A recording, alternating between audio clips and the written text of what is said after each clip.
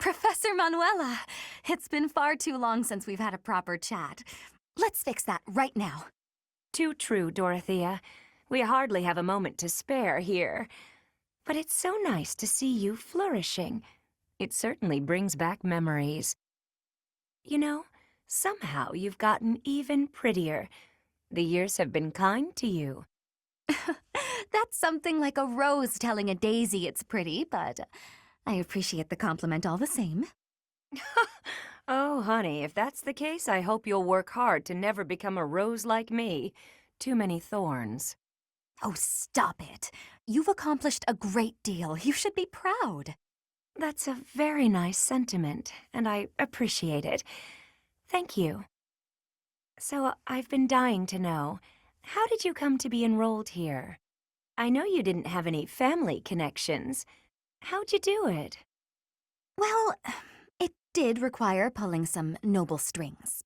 But learning everything to pass the entrance exams, that was all me, and very hard. Especially while I was still singing for the opera. But I wanted the academy more than anything else. Well, bravo, and well done. You've always had to find your own way in life, haven't you? I so wish you could rely on people more often. Still, though, you haven't said why you worked so hard to get into Garreg Mach to begin with. Isn't it obvious? Because you were here. When you retired, it broke my heart. But it also woke me up. Seeing someone like you, who shined so brightly on the stage, give it all up and start a brand new life. It got me thinking about my own future, and what I wanted it to look like. As ever, I followed your lead. Oh my. I don't know what to say. I had also heard that the heirs to the Alliance, Empire, and the Kingdom were all enrolling this year. With such an exceptional crop of potential spouses, how could I go anywhere else? And have you gotten what you were after?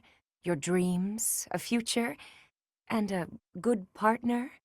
I'm sure I'll find my somebody someday, but I haven't found them yet.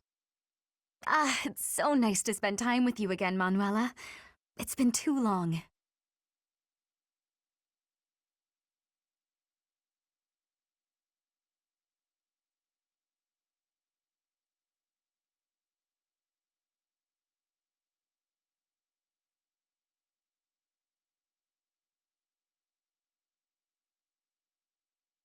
Ugh, my head is pounding.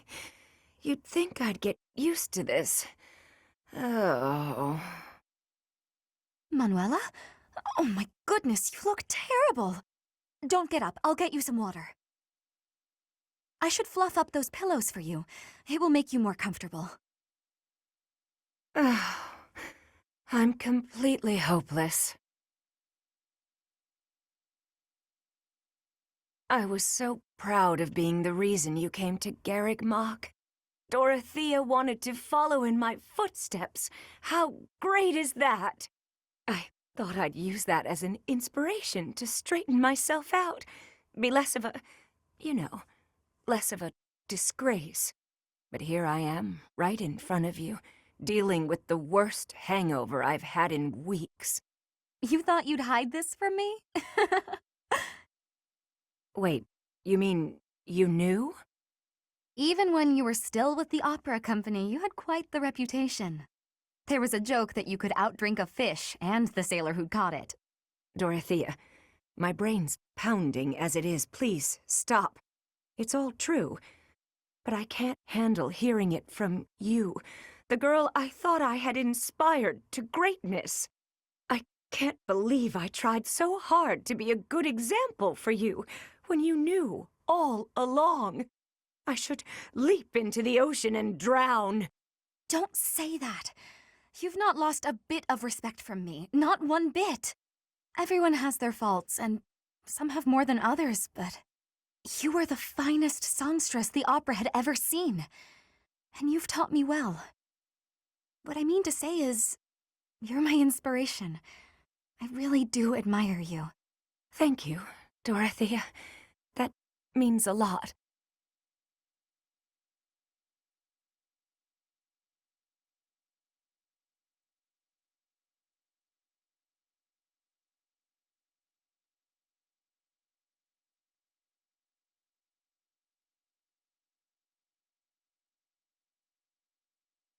Dorothea?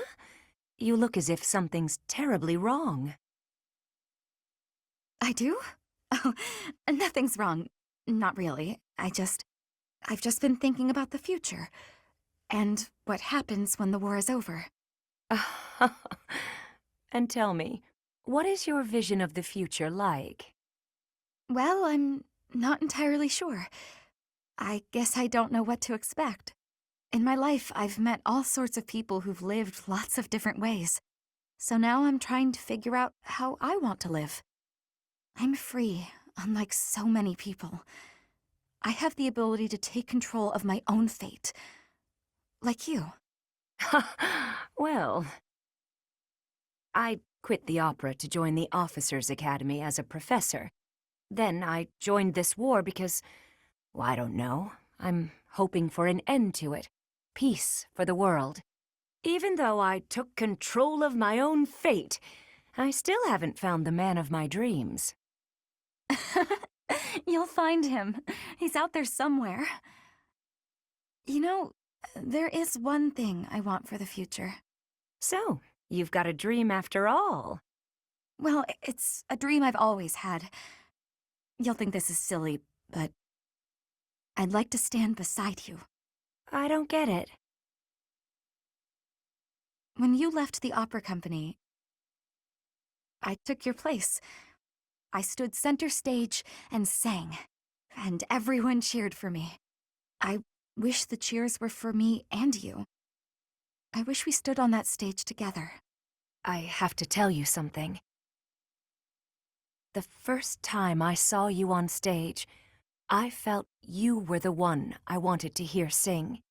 I already had plans to leave the opera company, but when I met you, I knew I couldn't leave until I saw you take your rightful place. You're right, though. It would have been nice to stand beside you on stage, even just once. Maybe we weren't together then, but we're together here, now. And in the future, maybe it won't be so bad if you never find that man of your dreams. What do you mean by that? You and me. I won't find a guy either. We can just be together. I think that'd be pretty nice, don't you? Living together and doing whatever we want. Huh. You know, that could be nice. It'd be like you and me, finally together on stage. The light shining down, our gowns and jewels sparkling. Just us. Sparkling in the stage lights forever.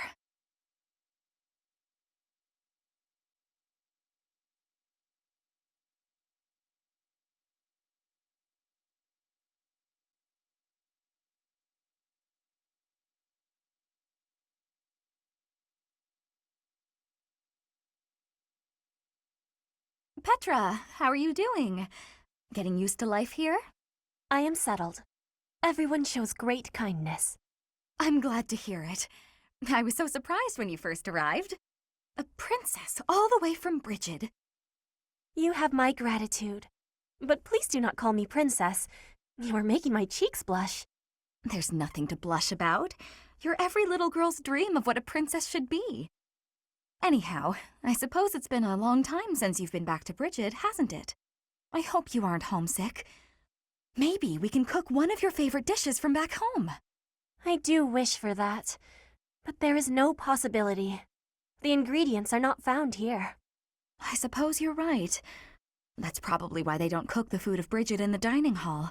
I'm sorry. I just got to thinking about how hard it must be to live somewhere so far away from home and... No, it can't be impossible. I'll fix you a real meal of Brigid. I'll just find a recipe and similar ingredients. Wait, Dorothea.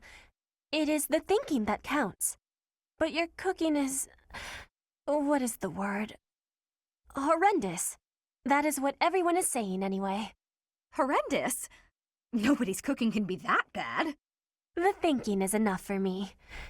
You have my biggest gratitude. Fine, I'll do something instead of cooking for you. I just want to be sure that you feel at home here. How about a massage? That may help you loosen up. I have no problems. My body is already able to relax. Oh?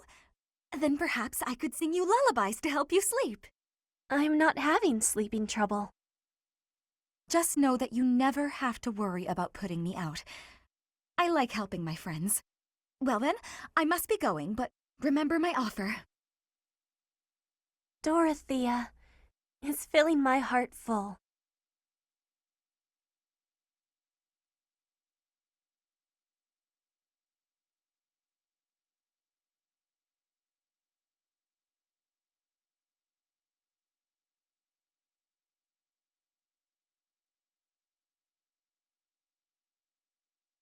Dorothea, I want to be asking you a question. Oh, please do. Why have you come to Garreg Mach? Is your goal different from the rest? Yes, I suppose. Everyone here is an heir or an heiress, but not me. I'm just a commoner. When I enrolled in the Officers' Academy, I was different than everyone else. I wanted to secure my future, and my big idea was to marry money. Ever since, I've been dating different, terribly well-to-do men, searching for a good one. So far, there's been no reason for a second date. Marrying money? That is not sounding like a good idea. Money would be a bad husband. Pretty much. But you treat me well. I have so much gratitude. Why do you show me such friendliness when I am not money? Oh, no, Petra, this isn't like that. I like spending time with friends. It's wonderful being friends with you, and I hope we can stay close for a long time to come. Yes, I have that hope too. But I have also been thinking of who is good for me. Oh, I see. And still I am thinking we should be friends. Oh, I know why. Because we're both trouble for Imperial nobility. Yes, we both have troubles. Feels nice, doesn't it? Knowing that together we can irritate that many people. Since we've already got a lot in common, let's get to know each other better, shall we?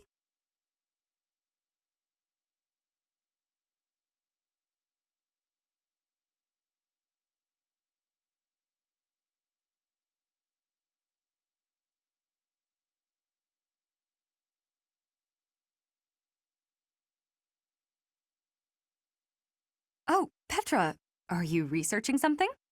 Yes, I am investigating useful fighting techniques. You're always trying to become a better fighter. Personally, I'm sick of all the battles. You are feeling sick about battle? Oh, I understand. Yes, I am also wishing for this war to finish quickly. Sooner the better.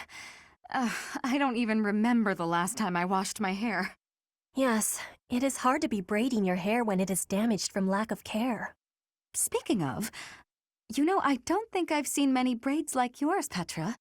I assume it's a hairstyle from Bridget? May I take a closer look? You may. This style of braiding has been passed down through my family. How very elaborate. That must take a long time to do. Your words are delighting me. Braiding it does take up a great amount of time every day. Every day? Now I suppose you couldn't sleep with your hair like that, could you? When there's time, do you think you could teach me? It would be fun to match you every now and then. And once I learn how, I can help you with your hair. What do you think? I am really liking that idea. It would give me great happiness to have our hair match. I'd like it too. Dorothea, before I had confusion. I thought you were being overly familiar, but then I gained understanding. Now I am knowing that is how you show your kindness, and I have much gratitude for that. It is impossible to be imagining life without you. You are precious to me. Petra, what a lovely thing to say. I might just cry. If you will be crying, you can have my shoulder. For your crying. Oh, I was just playing around. But if I ever do need a good cry, I do hope you'll lend me your shoulder. My shoulder will always be available for you. Oh, yeah? So I don't even need to make a reservation or anything? A reservation? For my shoulder? Oh, I just meant... You know what? It doesn't matter. What matters is that I enjoy spending time with you. It makes me stop worrying about marriage and status. If that is the truth, then will you be coming to Bridget with me? Huh?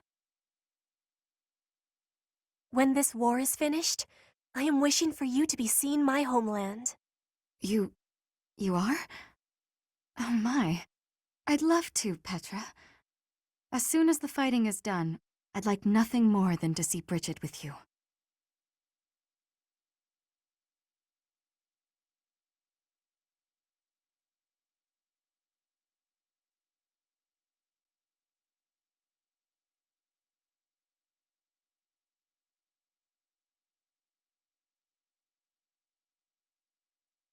Ah, Sylvain. It's unusual to find you doing something other than hitting on women. Ah, Dorothea. I've been preparing to do just that, as it were. My intention is to flirt with the monastery's most beautiful flower, Dorothea herself. Oh dear. And I've ruined all your hard work. You might as well save the effort. I'm not taking the bait. Oh, Dorothea, your wit is as sharp as your beauty. Don't you want just a little flirting? Just a sample? I'm not like all the others, you know. I don't doubt it. By not like all the others, do you mean how serious you are about being disingenuous when you flirt? And that is supposed to mean what exactly? Your social standing isn't bad, and you're not bad to look at or particularly dumb. You could easily be engaged by now. But you just flit from one woman to the next without settling on anyone. I bet you enjoy going out with them, but you hate women themselves. Don't you think? Me? Hate women? That couldn't be further from the truth. I'm always serious when it comes to matters of the heart. When I flirt, I stake my life on it. Uh-huh. I'll believe it when I see it. Staking your life on a person is the sort of thing you should only do when you're in love. That's what I've been saying. I love you enough to stake my life on it. And I'm seriously in love with each and every girl I flirt with. I see. Regardless, I'm not staking my life on you. So you'd better go and fall in love with someone else. Goodbye, Sylvain. She's stone cold. I love it.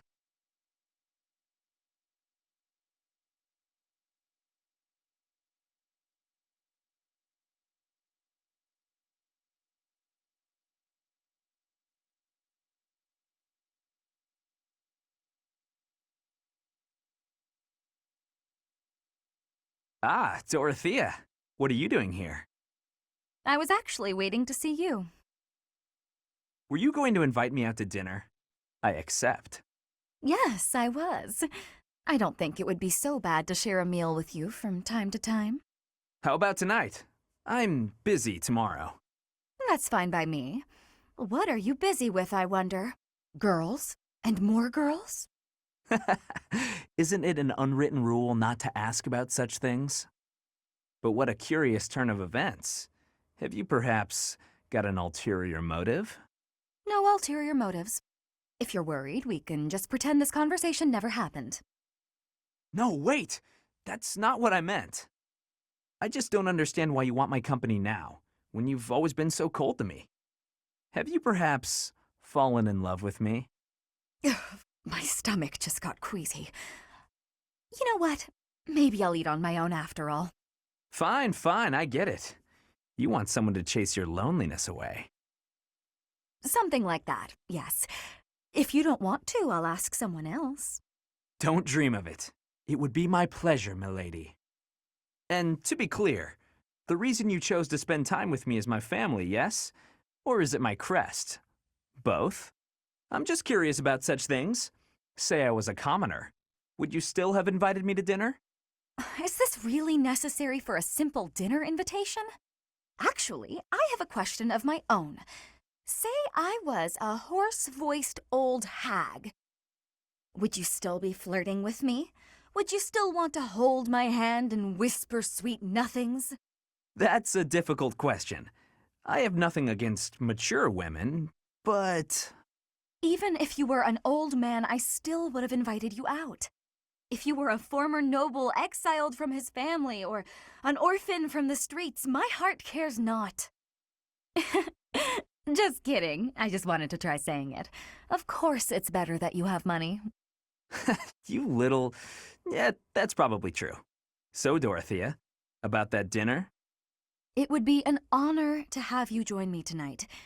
And let's not talk about things like this over dinner, okay?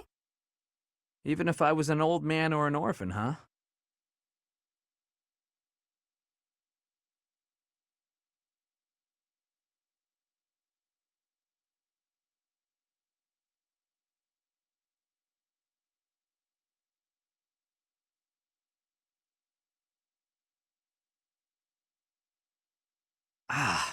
Why am I so unlucky with women lately? Oh, Sylvain, what's that face for? Have you been dumped again? Isn't there an unwritten rule you shouldn't ask someone that? I'm sorry. I thought you didn't mind being dumped. So your love life can get you down sometimes after all. Who knew? I'm sad every time I break up with someone. It's just, I usually try to be the one doing the breaking up. I've never had a hard time with girls. Ever. Not until recently. But now when I think about it, I wonder what any of them even liked about me. It's not as if any of them knew much about me. I don't get it. Isn't that what a relationship is for? Learning about someone else? You can't know it all right at the start. I asked you before if you would have invited me out if I was a peasant. You did ask me that, yes. That was wrong of me to say. It's not an excuse, but I'm always so suspicious. I'm a nobleman with a crest. The marriage proposals don't stop coming. Everybody wants me. Except, they don't actually want me at all. They want my bloodline. Within my family and without. It's always the same story. Sometimes I think that if I didn't have a crest, no one would look at me twice. I see. And you're probably not wrong. Honestly, I've had those same sort of thoughts myself. Oh? What sort of thoughts might those be? I sang, people cheered and applauded, and when I walked off stage, I'd find the same thing every night. A mountain of presents and marriage proposals. But none of those people knew me. All they knew was the singer they saw on the stage. All they wanted was my looks and my voice. None of them even tried to get to know the real me. I'm pretty sure I've heard this somewhere. We may come from different places, but we're much the same, wouldn't you say? Yeah, I suppose we are. Look, Dorothea, I've realized something. Even if you were an old grandma, I'd still flirt with you. And I'd absolutely win you over. Though, I'd much rather win you over now, and be with you until you become an old grandma. That might be the most legitimately romantic thing you've ever said, Sylvain. And I can't say I disagree. I'd rather you win me over now, too, so that I can stay by your side until you're an old grandpa. Well, before any of that, will you go to dinner with me? I'd be happy to.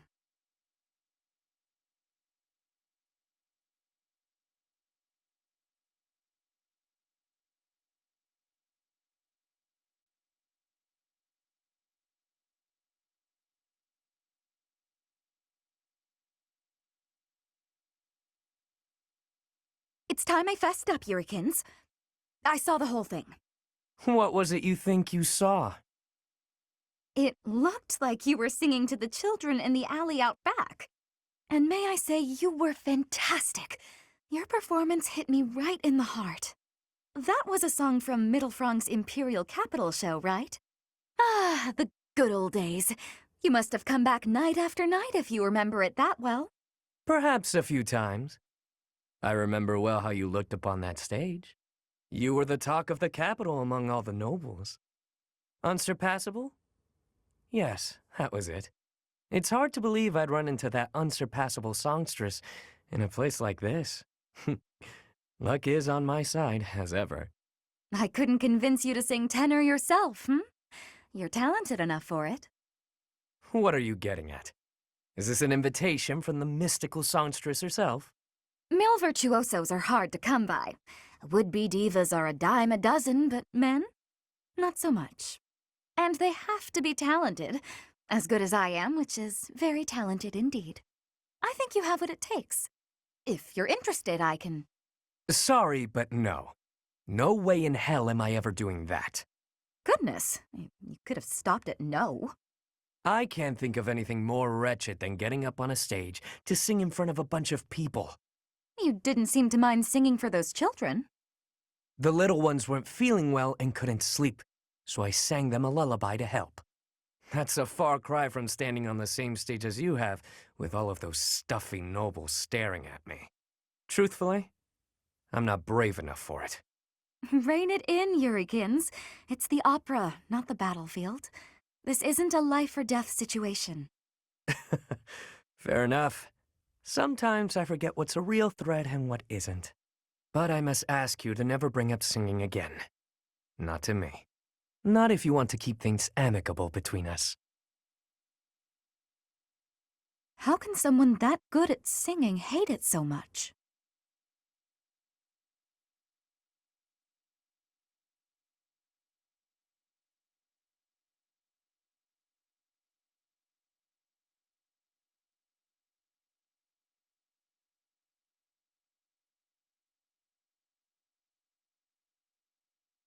Nice to see you, Yurikins. I was wondering if you might do me a favor. You're looking a bit serious, Ladybird. Oh, your foot.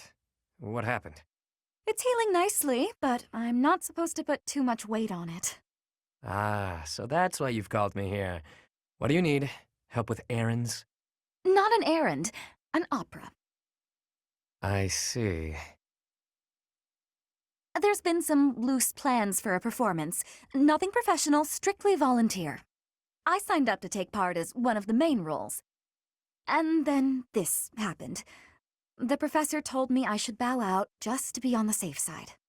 Makes sense to stay off your feet while you heal. Meanwhile, you want me to fill your role, right? Got it in one. I'm glad we're on the same page here. Surely someone else is up to the task. Professor Manuela, for example. Already tried. Trust me, I wouldn't ask unless I was desperate. I knew how much you'd hate the idea. Aside from hating it, I also wouldn't remotely sound like you do. Oh, don't worry about that. Most of our audience won't be able to tell the difference. The crowd's going to be a bunch of down-on-their-luck children that the monastery's taken in. I'm only talking about a small festival in the plaza. We want to give them a good show, that's all. You have an idea of what they've been through. I thought you might want to pitch in. I hear your angle. Fine, yes, I'll do it. Good for you. I knew you'd rise to the occasion. You certainly know how to pull heartstrings to get your way, don't you?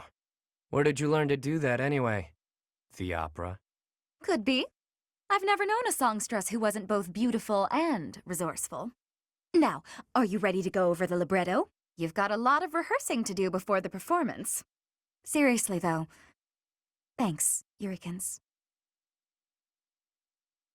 Yeah.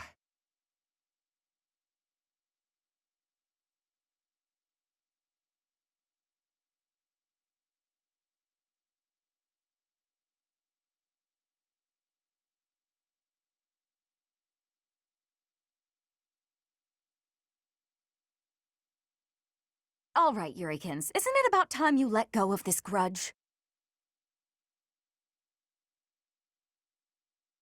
I'm sorry I dragged you out onto the stage, but I can't believe you're still holding it against me. I bear no grudge. Then why do you get this stony look and face the other way anytime you catch a glimpse of me? Oh, Ladybird. Truth be told, when I see you, it reminds me of my own self-loathing, of my past. Huh. I didn't know you were carrying something like that. You rose up from your hardships and became the lead singer for a prestigious opera, all on your own, while I made my way through the world by licking the boots of wretched nobles, watching you on stage from the sidelines. It wasn't until recently that I felt a real sense of accomplishment in my life, but recalling that first pivotal moment when I saw you on stage, you were brilliant. You shone like nothing I'd ever seen. Whenever I see you, Lady Bird, I'm reminded of that moment. And in that moment, I had never felt so filthy and unlovable in all my life. That's why you don't like singing? There's got to be more to it than that. Back then, the imperial capital was swarming with disgusting nobles, all of them vying for your attention, for the love of the Dorothea. Many were willing to compromise with an inferior substitute. If they couldn't have you, perhaps someone else was capable of singing just as sweetly. You do what you must to chase your dreams. You say it left you filthy and unlovable, but my life didn't leave me unscathed either. There's not much love left in what I do. There was once, of course. As a child, I lived for singing. No matter how hard times got, I always had that. I counted myself so lucky to have met Manuela and joined the opera, but the more I sang for a living, the less certain I was that I loved it anymore. You're a tricky one to assess. I can't tell if you're too wise or too naive for your own good, whether or not your heart's in it now. You certainly didn't appear to hate it back then. I'd never seen you beam so brightly, as you did when you helped me train for the performance. You might be onto something. I felt genuinely happy in that moment. You just lost your spark for singing. Nothing more. It's how I feel about it in a way. How about this? Why not join an opera that doesn't have dealings with nobles? That's a great idea, actually. We'll start something new together, you and me. I don't know about all that now. The world is full of people who fell through the cracks just like us. We'll take them in whenever we can and aim to become Fodlan's premier opera company. I can't remember the last time I was this fired up. Though we'll have to table it until after the war. Huh. Our own one-of-a-kind traveling opera. You know, that does sound fairly thrilling. I've no doubts it could help deepen our pockets. Leave it to you to take all the romance out of it. But I know you're an idealist deep down. Takes one to know one. I must say, I do enjoy seeing your mischievous side at work. I'll take that as a compliment. I could say the same for you, too. It's exactly why I'm comfortable sharing this stream with you.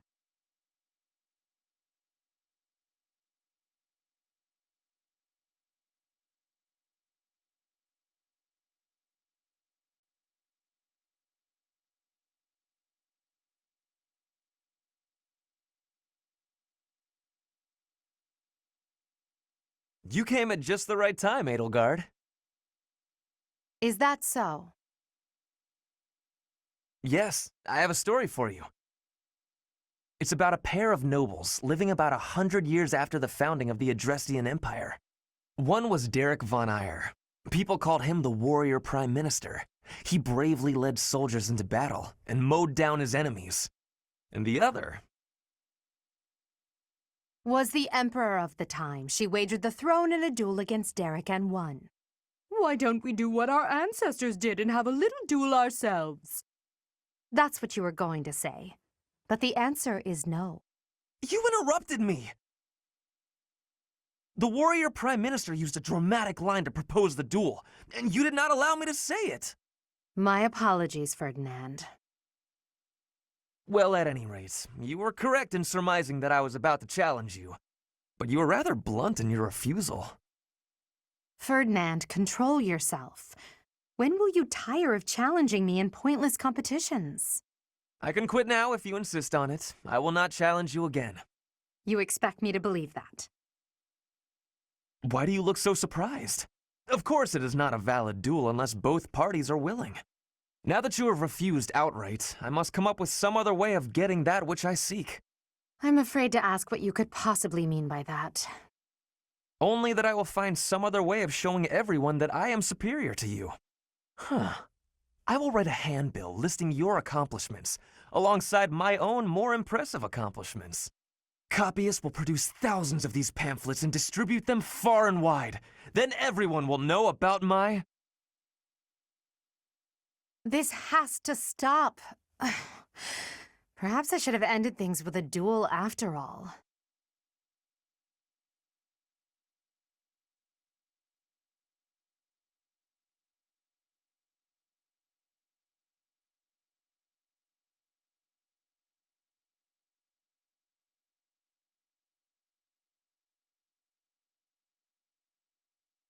Standing tall, I see. Edelgard, hello. What do you think of this horse? An equine marvel, no? Look how intelligent he is. You can see it in his face. Certainly much smarter than your horse. Oh, what a lovely bloom. Behold, Edelgard, do you see this blood-red bloom? This is much more impressive than the pale little sprigs you have there. And, as I'm sure you know, redness symbolizes courage and strength. Ferdinand, stop. I can't believe you're wasting my time with a petty one-sided rivalry. What are you complaining about? You told me not to publish my pamphlet, and I complied. I've had enough of your foolish antics. Very well. I will grant you the duel you so desperately desire. But when I win, you must forfeit the right to bother me with your ridiculousness. Forever. Do we have a deal? Ah, so you'll fight me after all? Wonderful. To battle, then! All right, Edelgard. Have at me! As you wish. Ha! Ugh! It only took you one blow? How? I can't afford to hold back against an opponent like you. I led with my fastest, strongest strike. Fastest and strongest? You're just flattering me. I have been defeated. Utterly. I cannot believe I was foolish enough to challenge such a plainly superior opponent. The difference in our skill level is not so great as all that. If you had taken the first strike, you might have won. That's why I didn't give you the chance. I do not think talent is what separates us so much as readiness. I had not the faintest idea of what to expect from a real duel. I was playing, but you were not. That such an ill-prepared noble would think to challenge you? It is laughable. Ferdinand.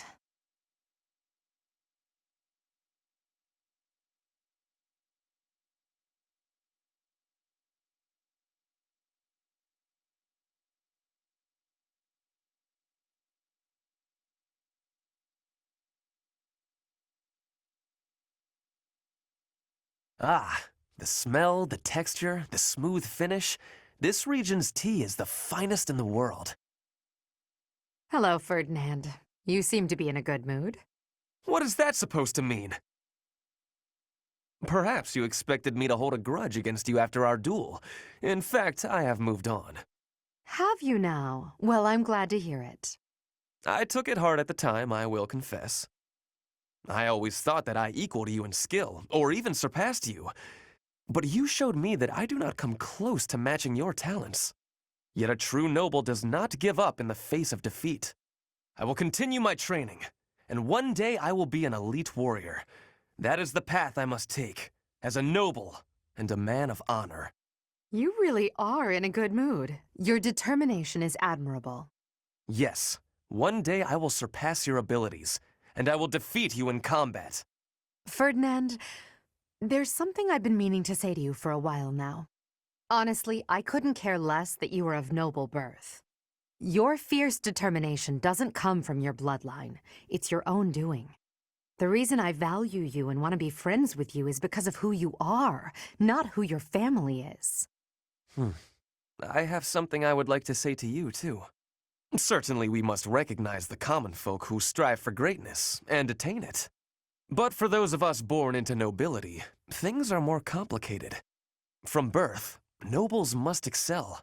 If we do not, we will be forced out of our houses. This environment breeds superior individuals, and they in turn recreate the rigorous environment for their own children. Without that cycle, there would be no political elite guiding the world towards prosperity. So you're saying that the kind of world I'm striving to create is wrong? I would not go so far as to say your way is wrong, just that another way might be better. If you insist upon undoing the nobility, then we must build something in its place.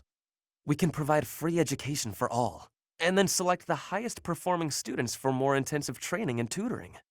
I truly believe that people are products of their environment. Finding a way to educate the people. Interesting. I'm impressed by how much thought you've given this. No matter what shape the world takes, I'm sure I'll always need people like you by my side. People with strong principles who will argue with me and force me to consider ideas that are contrary to my own. Yes, exactly! Finally, Edelgard, you appreciate how important I am to your cause. I've always thought of you as a valued friend, Ferdinand. That's nothing new. Edelgard, I have to tell you something. I think now is the right time. Do you know what my ancestor Derek von Eyre said after your ancestor defeated him? He said, "You are an imperial beauty. Please, accept me as your husband." Halt, Ferdinand. There's a time and a place for everything. But that time is not now.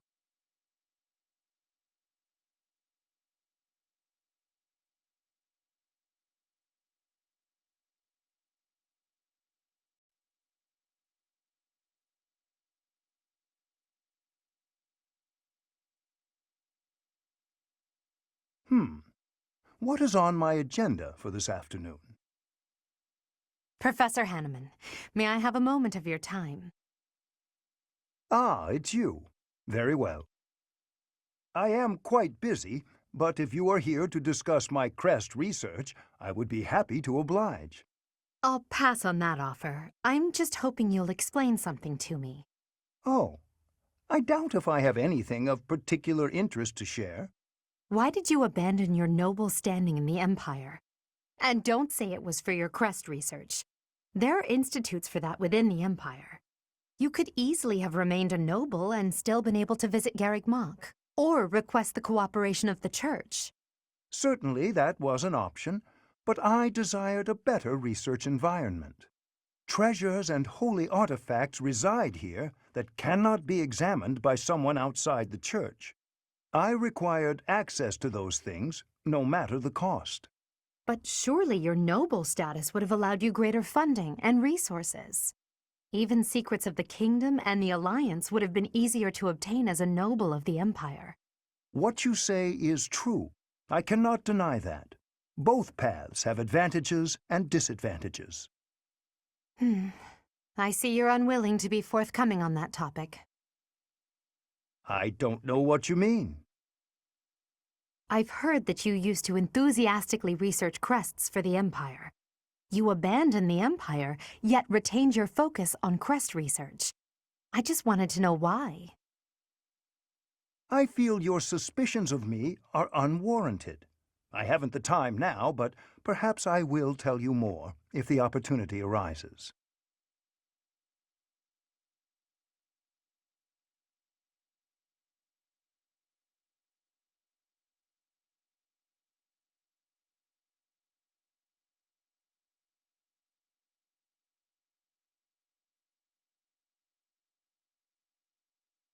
Ah, young Edelgard.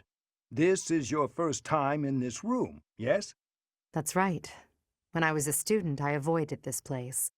I couldn't allow the Church to learn of my crests, after all. True enough.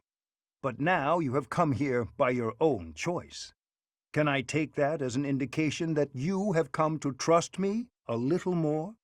I suppose so, though I'm still bothered by certain things. Tell me, what things might those be? Well, we're fighting to free the world from the Church's control and to unify Fodlan.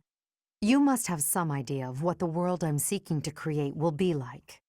With the world freed from the powers of crests, Fodlan's system of nobility will collapse.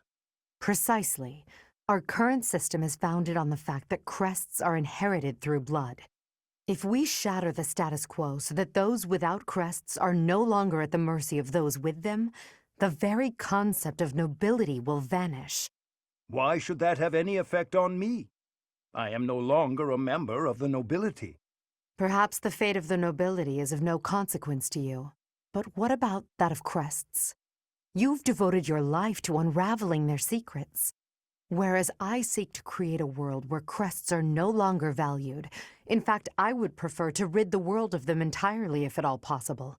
Does this not concern you? I see. I think I finally understand why you've always seemed so unsure about me. You imagine your ambition might crush my dreams. I assure you there is nothing to worry about. I support your plans and your ideals wholeheartedly.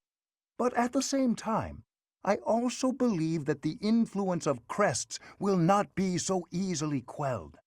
That is why I must continue to research them and unravel all the secrets they hold. I see.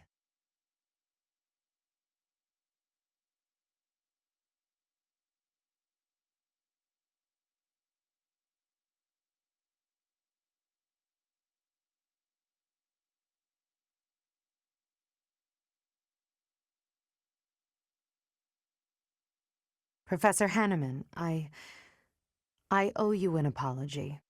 Whatever for? I'm not bothered by you investigating my past. Ah, so you knew. You're right. I'm afraid I found it difficult to quell my doubts. What happened? It was over 20 years ago.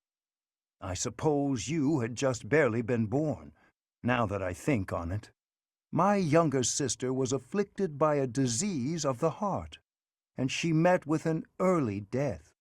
It is easy to lay blame for such things, but I considered crests themselves to be the root cause. Your father bore a major crest, and both you and your grandfather inherited minor crests. Your sister was born without one, but as the daughter of a family in which crests are prevalent, others saw potential in her. That's why she was married off to a certain noble whose influence was waning. He was undoubtedly desperate for power. But no matter how many children she bore him, none manifested a crest. She fell from her husband's favor and was mistreated, ultimately leading to... As an up-and-coming crest scholar at the time, I knew only despair. What was the use of my research if I could not even save my own sister? That's why you abandoned your position in the Empire and came to Garreg Mach. My sister is far from the only victim. Many noblemen have done the same to their own wives, and I despise them for it. So my quest began. I would unlock the secrets of crests, make them available to any who desired. If I achieved my goal, the nobility would be rendered obsolete, and my sister could finally rest peacefully. However, all these years later, I am still far from achieving my goal. A world in which anyone can bear a crest. That's not so different from a world with no crests at all. Quite right. And that is why I have chosen to fight by your side. I cannot say what lies in your past, yet I have seen your ideals and witnessed the power of your two crests. I feel certain that you too are a victim of this world, just like my dear sister. Professor Hanneman, please say no more. I've made peace with my past. Now I look only to the future, to the world we're fighting to create. Very well. But if you will allow it, there is one more thing I would like to say on the subject. When I look at you, I am reminded of my sister, and also of my own youth. Though I could not save my sister back then, I am different now. I can support you and lend you my abilities. I will fight for your cause in whatever way you need. Thank you. That means a great deal to me. Your knowledge and your experience are both invaluable. And your passion, too. I welcome your support. And in turn, I will do my best to earn the trust you have placed in me.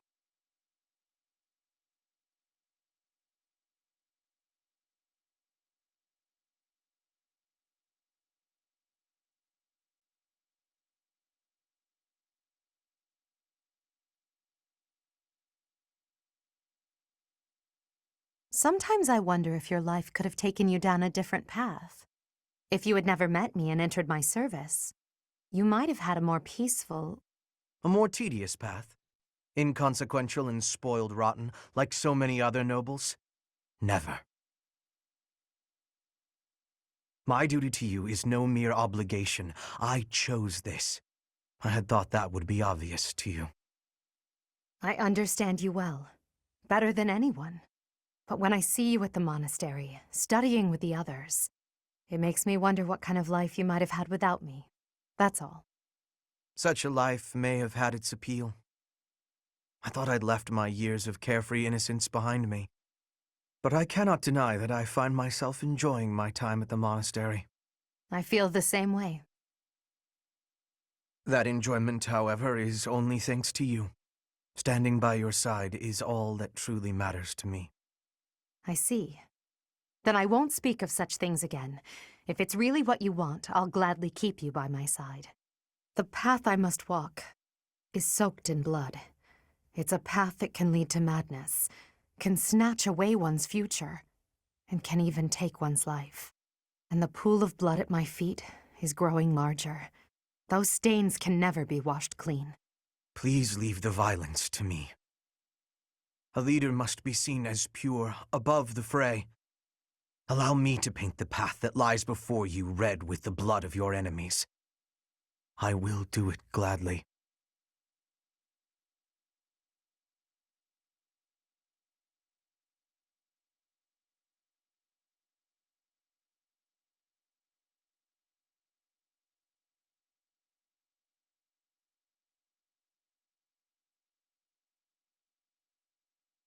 We've come such a long way.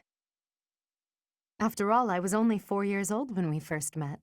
From your perfect memory, Lady Edelgard, I expect nothing short of the utmost precision. Do go on. Please don't mock me with such frivolous praise. I can hardly recall that day. Forgive me. I suppose I must have been 6 at the time. I have no recollection of it. My earliest memory of you is of when you were injured. I recall being scolded most sternly by my father. "You are Lady Edelgard's servant," he said. "You must protect her with your life." I had no idea.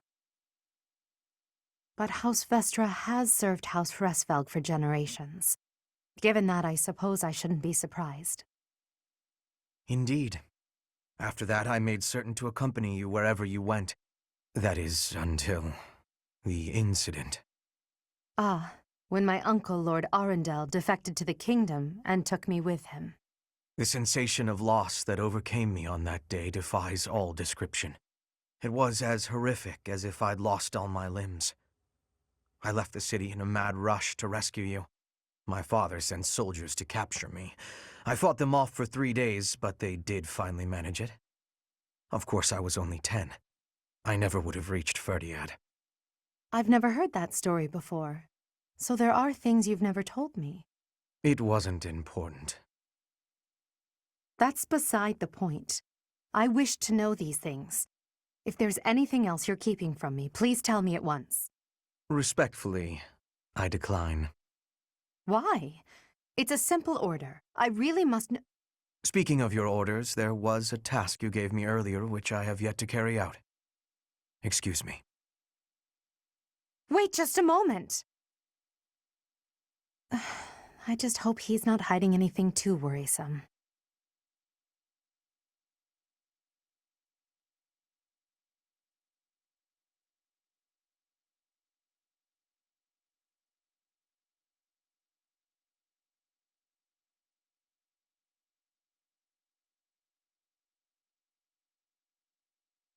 And that concludes my report. Hubert, I can't shake the feeling that you're keeping more secrets from me. I have told you before. There are secrets even I am unwilling to share. I remember. However, I am the Emperor now. If the Minister of the Imperial Household does not obey his orders, I have the right to execute him. I fear you have misunderstood me, Your Majesty. It is true that I am officially your minister, but such titles are of little significance to me. I serve you purely out of personal devotion. Perhaps there was a time when I served the Imperial line due to my duty as a member of House Vestra. But since you returned from the kingdom, my loyalty has been to you alone. I see. Then you are unwilling to obey my orders as Emperor? Correct. If you prefer to treat this formally, then charge me with a crime. I will gladly offer up my neck to the executioner. You know I would never do such a thing, and that I pay no heed to the title you bear. It is your own presence and capabilities that I value so highly, Hubert. Titles are meaningless next to such things. Our families have no bearing on this matter, nor does the Empire itself. In that case, Lady Edelgard, I ask you to turn a blind eye to my secrets. They are trifles, beneath your notice. Best I handle them alone. You should focus on the path ahead of you. The scarlet path I have carefully prepared. Whether that path is red with blood is not something you need trouble yourself over. As Emperor, I'm obliged to accept that answer. However, as your friend, it irritates me to no end. You speak often of painting the path I walk, yet you do so in secret. I am the one you serve, but you refuse to let me in. I trust you, Hubert, and that is precisely why I want to know everything. Your secret hopes and burdens, all of it. If I'm truly the center of your world, then I wish you would trust me as well as I trust you. Very well. You have me beaten. I will tell you as much as I am able.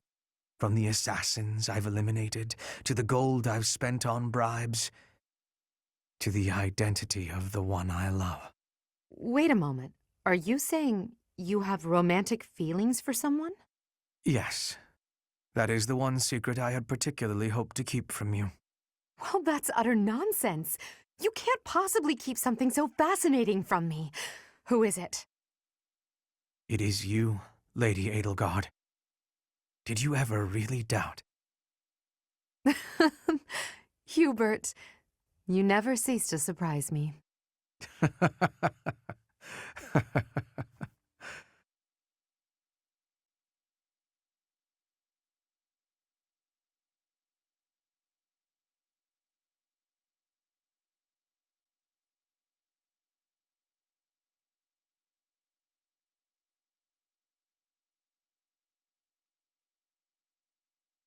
Hello there, Edelgard. Are you looking for something? You could say that. I'm looking for someone named Linhardt who's been skipping lectures again. I see. Well, congratulations, you've found him. Did you want him for something in particular? What else could bring me here other than your complete negligence? Well, perhaps you're interested in hearing my latest theories on the nature of crests. I suspect the formation of crests may be quite different than that recorded in church tradition. Before you go on, is there any discernible benefit to me allowing this babble to continue? Well, of course. And that would be? I suspect you'll find the topic rather entertaining. That's it. What more do you need? Crest research is its own reward. You know, if you ever truly applied yourself, you could become a distinguished scholar. You could use your crest knowledge to benefit the world, or uncover new discoveries in magic theory. Why would I busy myself with such tedious work?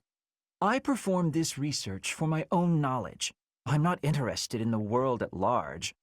There's nothing wrong with a selfish drive for knowledge, but only if you put it to good use.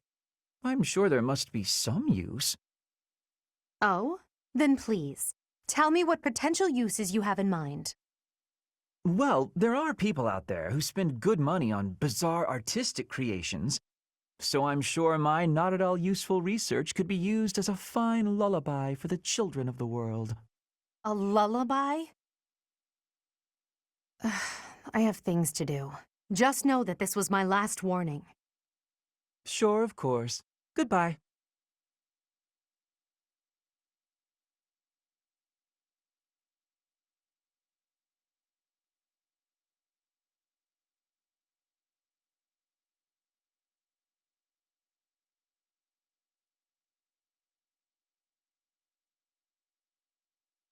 Linhardt, at least try to do some training. Use a staff, or a rod, or a broom, for all I care. My apologies, but I cannot train right now. I have plans for later and don't wish to tire myself. Caspar invited me to train with him, you see. You slept through the whole debate, didn't you? Fine. I'll summarize it for you. Not the whole debate. I closed my eyes only after I knew what reading would cover the topic. There you are. Don't tell me you were sneaking out to do some training. Of course not. I was sneaking out to avoid you. How did you find me this time? A mere coincidence. Why would you wish to hide from me? Because you're an awful nuisance? Why do you pester me so? To ensure that your talent is not wasted due to your lack of... It's none of your business how I spend my time or how I use my talent. Have you assumed the role of my mother? You overplay the part. She was only half as overbearing. What is the matter with you? As house leader, I'm trying to prevent you from causing trouble for yourself and our classmates. Fine, I'll try harder. Really. I'm sure you see all this as my interfering with your duty as a leader. Have you considered how it feels for those of us who serve below you? You are a serious pain, you know. How so? You're like a mother who insists on accompanying her son to his own knighting ceremony. That's taking it a bit far, don't you think? No, I'd say that it's putting it lightly. All your interfering is greatly hindering my research. I see. Very well. You've made your perspective perfectly clear.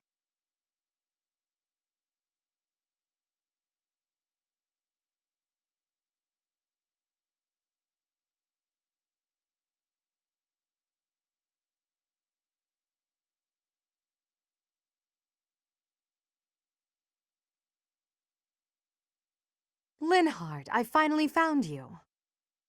These structures were built more than 1,000 years ago and still remain. Amazing. Most interesting, there's a pattern to the saints' emblems carved into each of the sarcophagi. Here, you'll see if you come take a look. Perhaps another time. Right now, I have something to discuss with you. You've said before that you don't care about the usefulness of your research. After giving it some thought, I decided that I'd like to create an institution for crest and relic research, and I'd like for you to lead it. All you would need to do is carry out whatever research you like. Somebody else will decide how to make use of your findings. What do you think? I imagine such an environment would suit you quite well. Let's be clear that I have my reservations, but I suppose I'll take you up on your offer, if you insist. Although I'm unsure if it's a good idea. If my research dries up, you'll be stuck with a worthless institute. I do hope you understand that, Your Majesty. Why are you skeptical about my proposal? It's because all I've ever cared about is following my own curiosity, wherever it takes me. Being head of some institution and researching as part of an organized team sounds like no fun at all. At that point, it's not research, it's just a job, and one I've been practically forced into at that. However, since I know you've put a lot of effort into preparing this opportunity for me, and since I like you well enough, I will, begrudgingly, take you up on the offer. Well then, I suppose I should be grateful. But I'll be honest, I see little point in bringing you on board if you're so troubled by the idea. Let's put this idea on hold for the moment. I'll figure something out for you by war's end. I have great respect for your talent, Linhardt. I'm certain I can find a way to make use of it that's to your liking.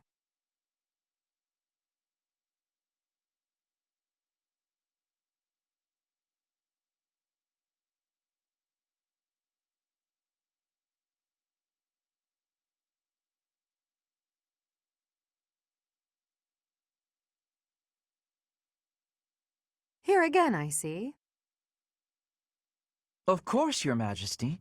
I couldn't investigate this place freely when those of the church were around. Understandably. Now, about my proposal to create an institution for crest and relic research. I've decided to move forward with it. As for who will lead the charge...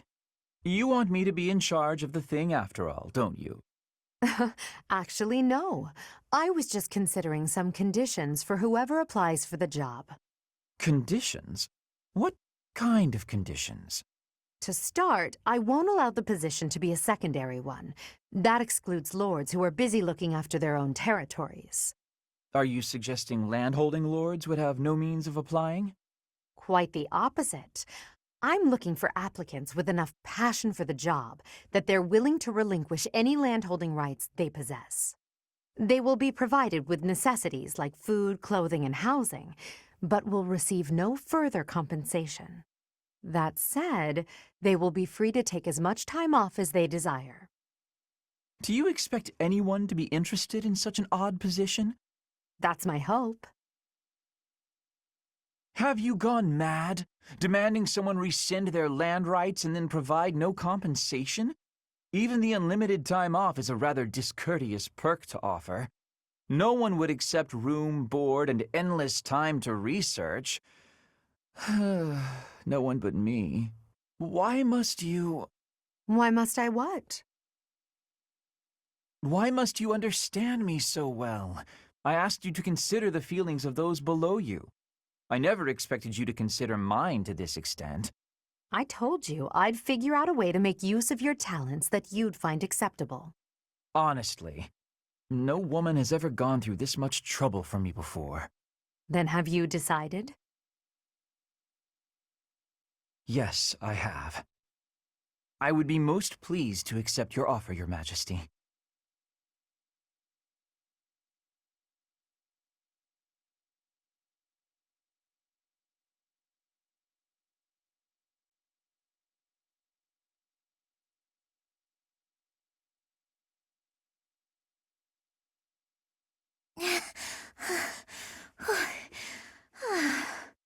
Lysithea, are you all right?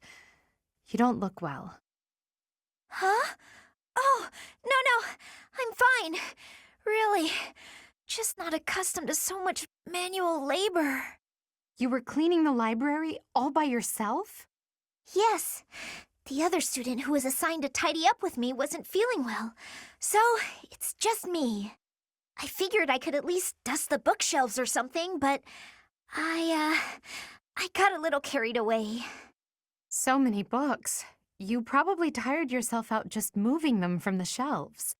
As much as I love books, I can't say I love carrying stacks of them to and fro. They're so heavy. Well, maybe you should think things through a little more next time. Surely you can tell how much physical strength the job is going to require before you begin. I can do without the condescension, thanks. After all, I'm the only one who has to deal with the fact that I've worn myself out. I only said that you should take care of yourself, especially considering... Considering what? Nothing. Never mind. How about you return to your quarters? I'll finish cleaning up in here. But I want to finish what I've started. I don't mind, really. Please, don't make me repeat myself. Fine. As long as you'll finish all this up. I will. Get some rest, okay? Yes, yes. Thank you. If what I heard about Lysithea is true, I just don't know how much of it I should believe.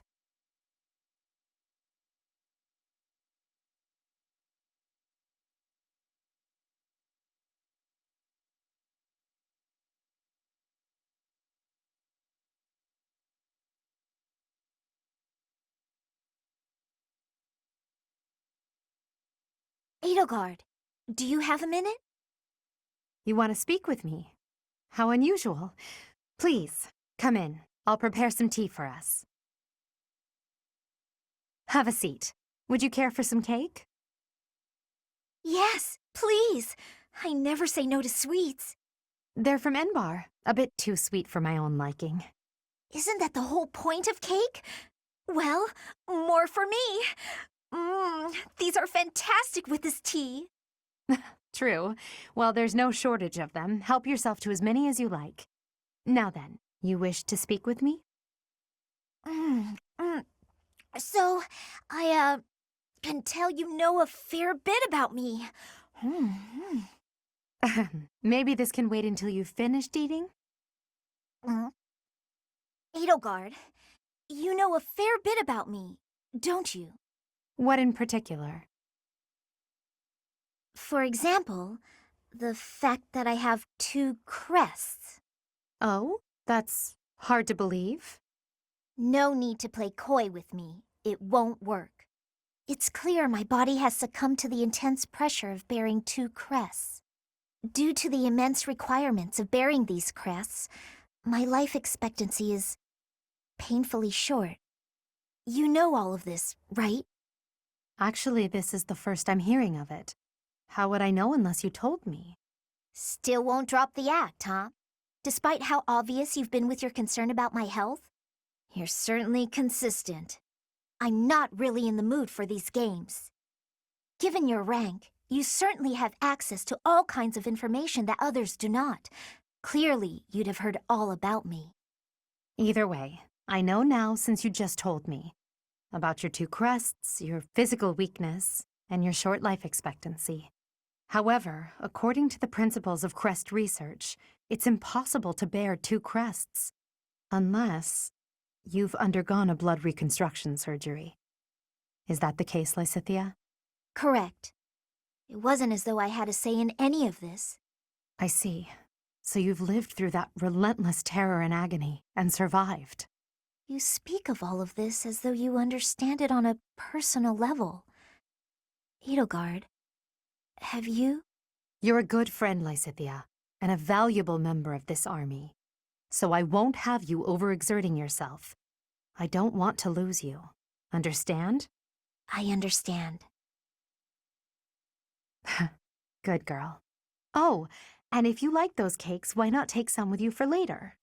There's no need to pander to me, but yes, I'll take those. Thanks.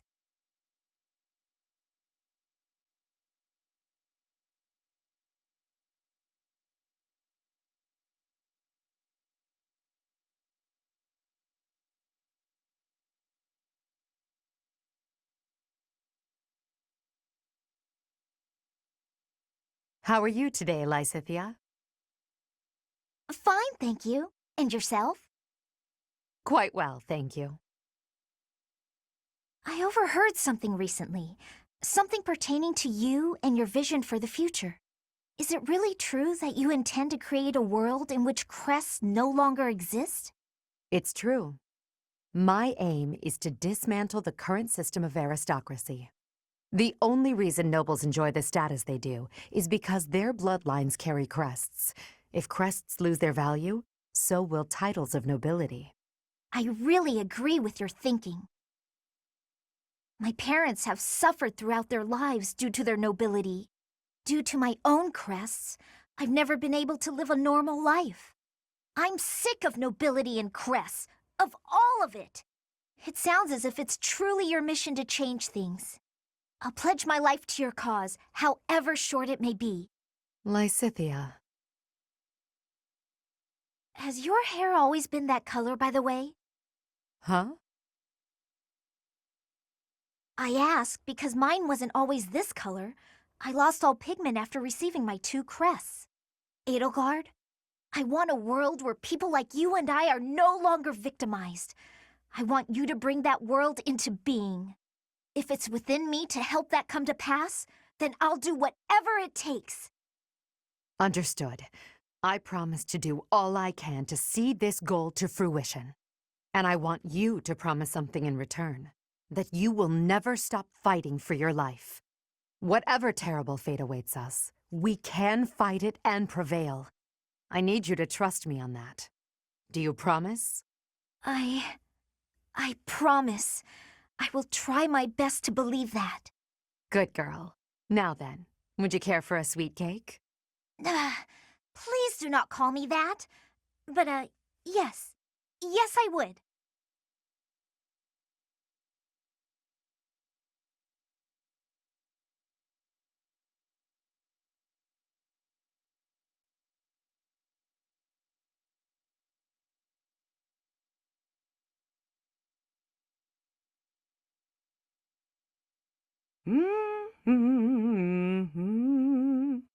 That song. Oh, hello, Edelgard. Professor Manuela, that song you were humming. I feel as though I've heard it before, long ago.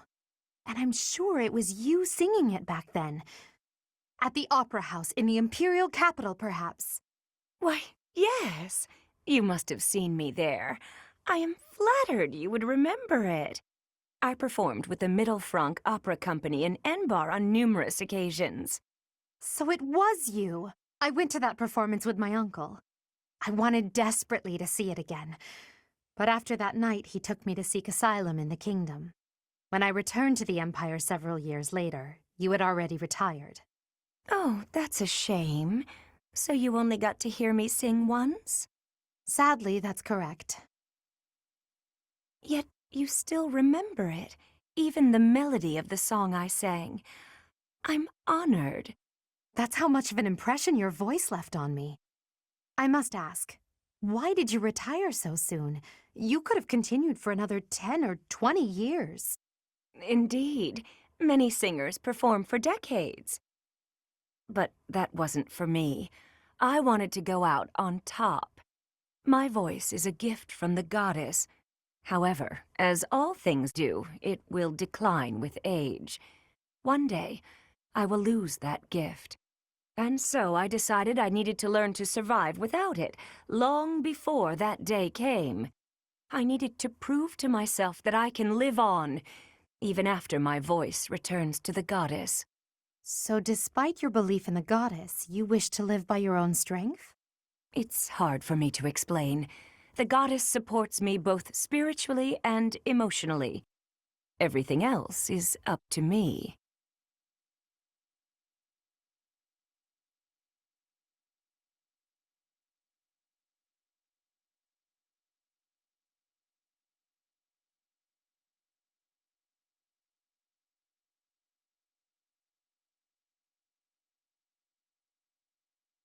Professor Manuela, may I come in?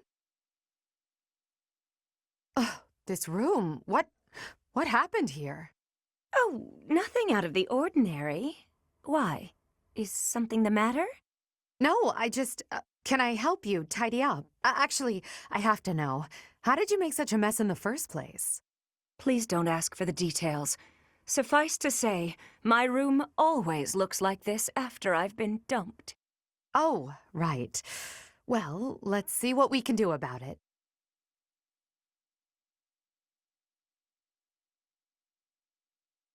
Your help was unexpected but appreciated, Edelgard. Now, what can I do for you? I heard that you haven't been acting like yourself, so I came to see if you're doing all right. But the moment I saw you, I could tell you were troubled, so it seemed pointless to ask. I suppose it was rather obvious, wasn't it? Perhaps I should stop being quite so dramatic. All the same, dear, I'd like to repay you for helping me out. Name your prize.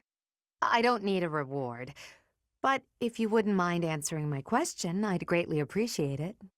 Of course. What is it? I once asked you why you chose to retire. You said that the goddess supports you emotionally, but it's up to you to take care of the rest. I have to admit that I don't quite understand what you meant by that. Can you please explain? Did I say that? I suppose so. From joining the Mittelfranc Opera Company to becoming a diva of the grand stage. I went through so much to achieve what I did. Looking back, I don't know how I made it. What happened during that time? A lot. My divinely gifted voice only got me to the edge of the stage. From there, I had to work hard to defeat my rivals. I did all of this by myself, through sheer force of will, all so I could stand center stage. Ah, I see I was wrong about something. I thought that being a devout believer implied a certain weakness of spirit, an inability to survive on your own. But you've proven me wrong, Professor Manuela.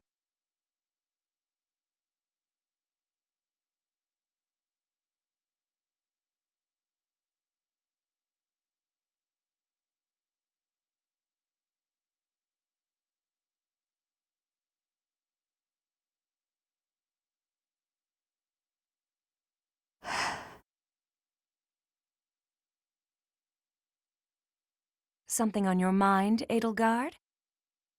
This may not be the best place to sit and think. An archer might try to take a lucky shot at you.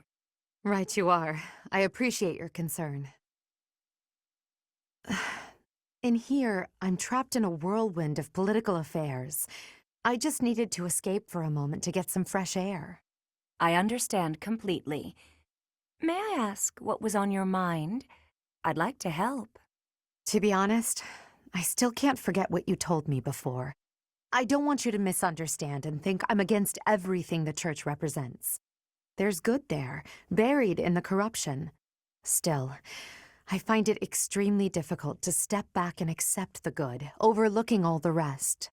For the world to start anew, it's necessary for the nobility system and the Church of Seiros to both be completely crushed. Perhaps. I suppose that might be the only way for you to achieve your goals. I believe so, but then I think about people like you, who are devoted to the goddess. People who are unlike the others, who are willing to fight for themselves rather than leaving everything in the hands of a higher power. When I achieve my aim, I'll be crushing your emotional and spiritual support. Yet despite all that, you're still here, still supporting me. Don't worry yourself about that, Edelgard. People are always weaker than you think, but never as weak as you expect. The goddess is our silent foundation. She watches over our every step, but never gets directly involved. You, on the other hand, want to support us with your own flesh and blood, to push us forward toward a better future. As it were, some problems require drastic measures. I believe you know that better than anyone. It takes strength to take those measures. That's why you inspire people. You're probably why some of them get out of bed in the morning. You're too kind. Now, I've just been around a bit longer than you, that's all. While we're on the subject, yes, the goddess does supply me with emotional support. But so do you, whether you know it or not. What do you mean by that? Just what I said, my dear. Just what I said. Ugh, now I'm blushing. Let's change the subject, shall we? As you wish. I think I've said quite enough as it is.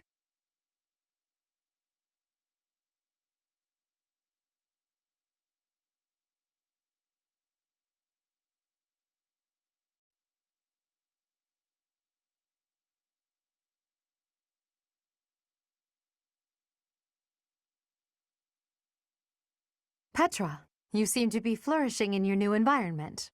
Is all going well for you? Lady Edelgard, everything is well with me. Thank you for your question. Everyone shows great kindness, even while I am still learning about the language. I'm glad to hear it. After all, a Brigid royal like yourself is of vital importance to the future of the Empire. If you ever need anything, please let me know. It's my job to watch out for you after all. If that is your want, I will rely on you if I have the need. However, I will not have that need. I can resolve any problems that occur by myself. I don't doubt it. Perhaps I'm worrying too much. I just don't know what I would say to your family if something were to happen to you. Do not spend your worry on me. In Brigid, there is a phrase we say. You cannot shoot two birds with one arrow.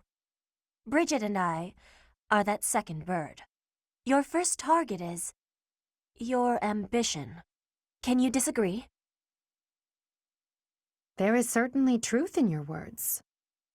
I do have ambitions that transcend all else for me. When I ascend the throne, there are certain things I must do.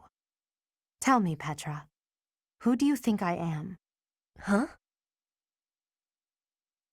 I will tell you. I am Edelgard von Hresvelg, and yes, I'm attempting to do what no one else can. I'm prepared to shoot 2 birds, or even 3, with a single arrow.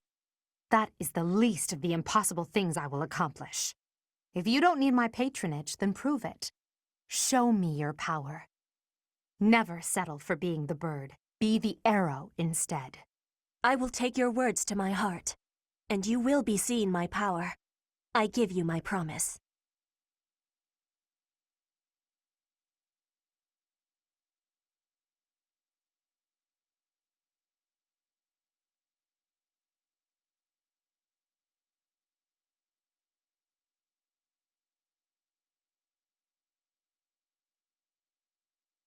I have been watching you in secrecy, Edelgard. But you and Hubert were noticing me, correct? Well, if you intend to shadow us like that, you can be sure it won't escape our notice. Hubert was primed and ready to remove you. I ordered him to stand down. You have my thanks. I have been making a decision that I am wanting to learn from you. I was thinking it was enough to be shooting one bird with one arrow. But after speaking with you, I trained with hardness. Now I can be shooting 2 birds with 1 arrow. 2 pheasants? Are you implying that... Yes, a single arrow. That's astounding, Petra.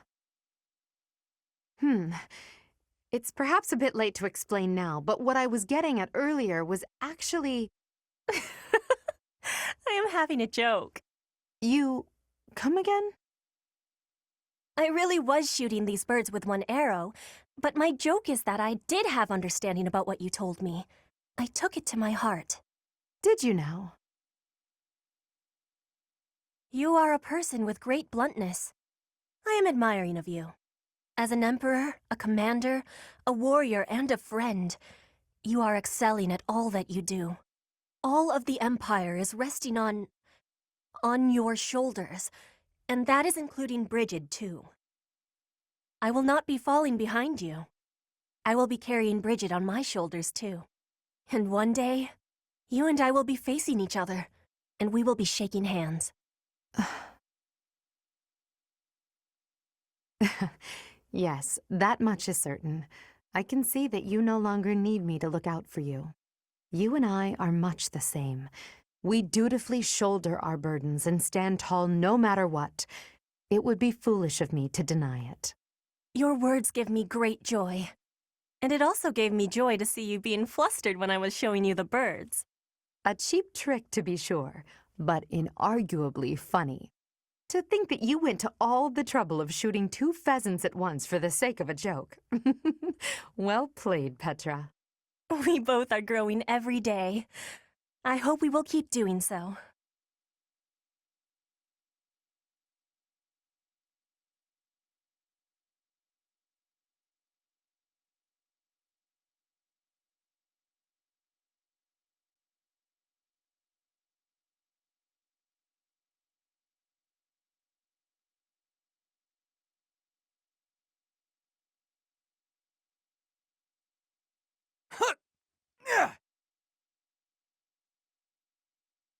Spectacular work, Felix!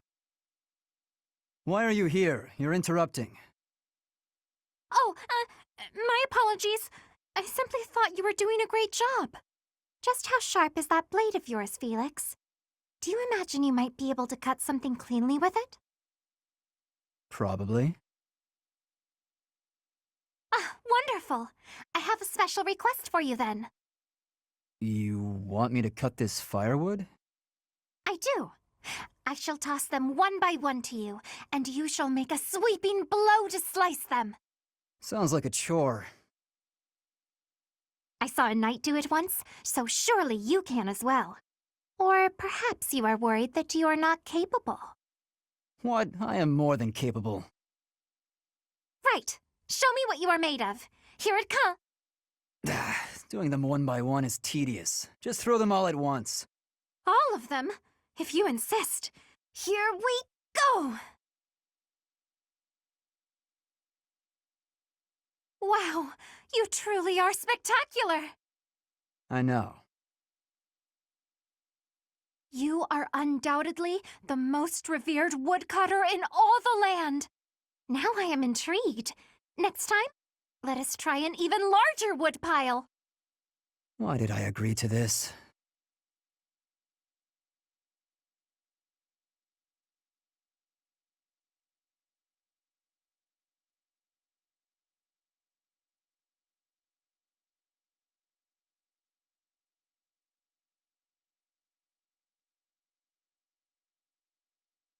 Flayn, what's that you're hiding? Oh no, my surprise is spoiled. I had brought some fruits for you to cut up in addition to the firewood. I thought some variation might prove amusing. No, I'm not doing that again. I've got better uses for my sword than chopping up fruit and firewood. I cannot imagine what could be better than chopping fruit. Chopping up my enemies. You say that as though you have many enemies. So you would rather chop people than firewood, is that it? That's not how I'd put it, but a blade's purpose is to kill. To chop wood, use an axe. To chop food, use a knife. It's simple. Surely it is not forbidden to use your sword for other things, like chopping fruit. Swords that cut inanimate objects are serving a much finer purpose than those that cut living beings. What a noble sentiment. But without a blade to cut down your enemies, you cannot win. Those who are weak lose everything and they die. Those who are strong win and live on. I understand why you balk at bloodshed, but you must know that it has a purpose. And what purpose might that be? A purpose. Let's just leave it at that. I'm not in the mood to debate you. I'll continue to wield my sword, and if necessary, cut down my enemies. He certainly is a stubborn one.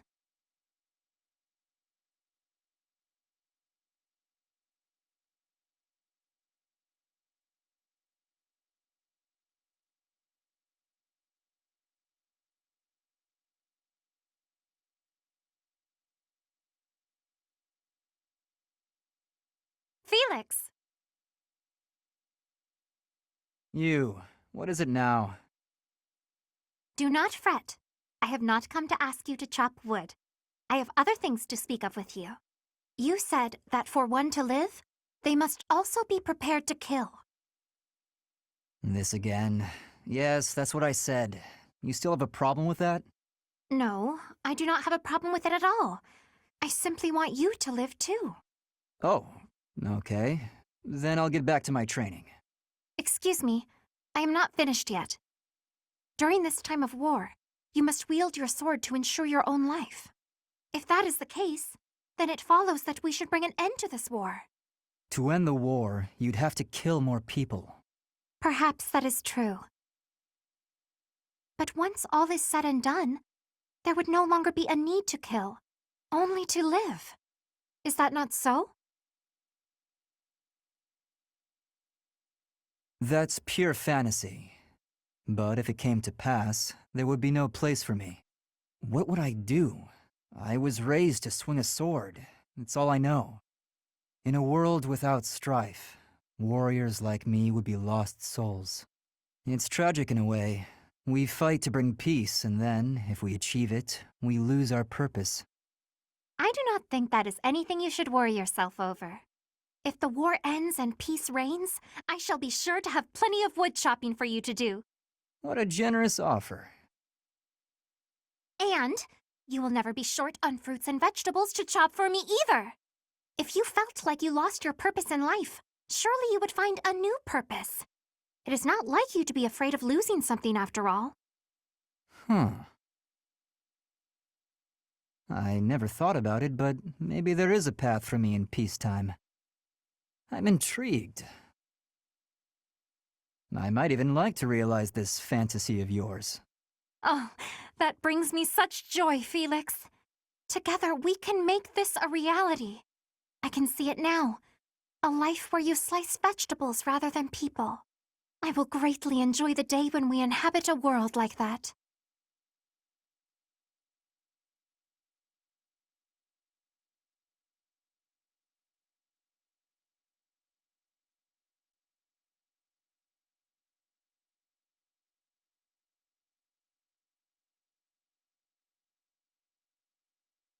Felix, there you are. I've been looking all over for you. Time for our tactics lecture. You'll be there, won't you? Those things are such a waste of time. Nonsense. You're going to be there. Must I? Why is this such a chore? You went last time. Though you did all you could to disrupt things, as I recall. brazenly rambling on about clear-cutting a nearby forest to secure a marching route, and attacking an enemy base, stealing their horses. You were incredibly disruptive, and even rude. I was offering my honest opinion. Then, you left before we were finished. What do you suppose happened after that? I have no idea. Well, the conversation got quite lively. We all began breaking down the viability of your somewhat maniacal plan. And apparently, similar tactics have been used to turn the tides of historic battles. That may be an exaggeration. Successful armies must be able to handle unexpected situations. That starts with weapon mastery and creative tactics. If you didn't have so much battlefield experience, you wouldn't be capable of such unique strategies. Which is why we need people like you, people who think creatively to lead the army. Now you're just massaging my ego. When have you ever minded? We need you there. Just come on. Mm-hmm.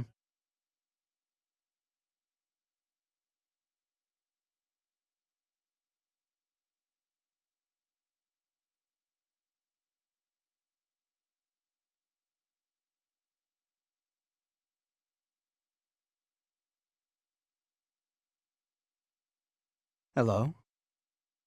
Oh, hello. Have you been there long? I was absorbed in this book. Another silly legend? First of all, they're not silly. And second of all, no. It's an essay that speaks to uncommon and challenging battle scenarios. I've been researching such things since you proposed your unique strategy. Listen to this. Your commander gives orders that put your hometown in extreme danger. Do you carry out the orders or protect your hometown? What nonsense. I was talking about real-world tactics, not some dumb ethical question. Whatever your personal feelings on the matter, I see similarities between such tactics and these dumb ethical questions. I haven't read beyond this one, but I think the obvious answer is to follow your commander. The duty and pride of being a knight demand that you follow orders, regardless of your own feelings. But if I were put in such a position, I don't know how I'd fare. In fact, were someone to carry out those orders, I know that I'd attempt to stop them. Stop bothering with all this. You're not meant to be a knight. Go find a husband. Excuse me? You heard me. I know you hate the ideals of chivalry and pride. So much so, you prefer to escape your duty as your family's heir. You have no right to criticize me for my ideals. Perhaps not. At least I know not to heedlessly obey orders. I know not to romanticize blind obedience. My brother taught me to think for myself. Don't you dare bring Glenn into this. You're right. Forget it.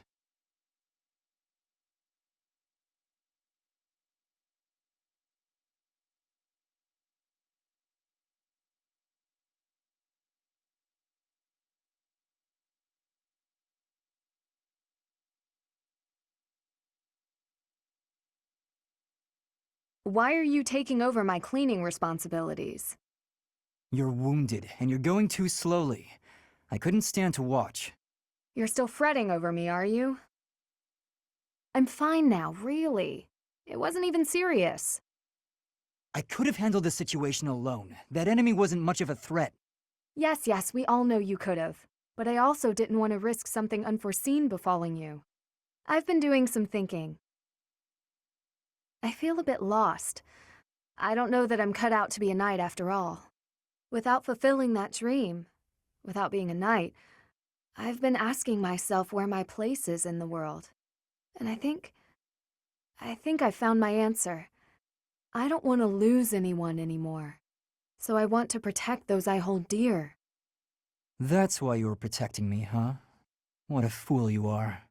Foolish to act in line with what I value most? Were I to die, I would die knowing I followed my heart, my truest calling. I've been reading through more of that book I was telling you about. Recall the hypothetical question it posed? Do you carry out the orders or protect your hometown? You've been reading that garbage again? The book never specified that one should prioritize the commander's orders.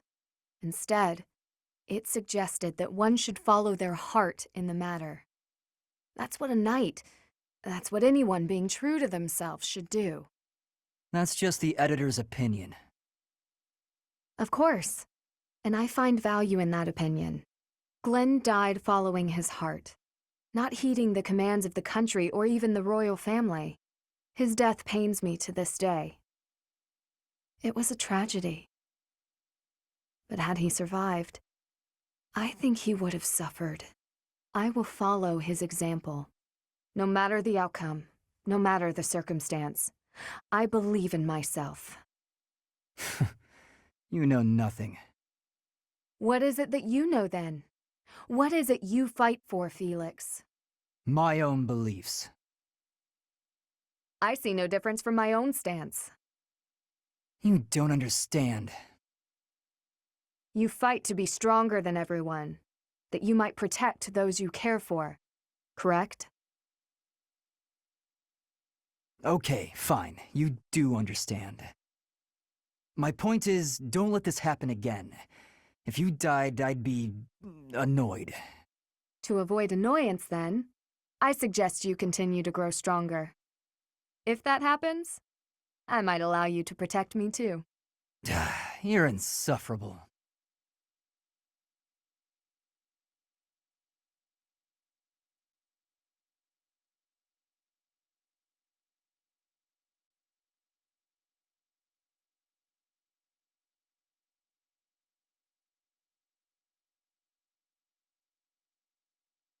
If you don't have any business here, go away. You're bothering me. Finally spotted me, did you? What do you want? They say you're the best. I wanted to see your training with my own eyes. Spying on people. Is that a hobby of yours? I hope you got your fill.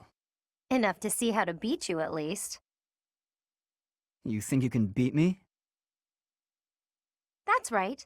See, I was trained by... Gerald, yes. So you know. I heard he was your teacher. Perhaps we should test you, see how much of your training sank in. I'm ready if you are. Okay, I'll give you a chance. Sounds good. When? I'll let you know. In the meantime, practice.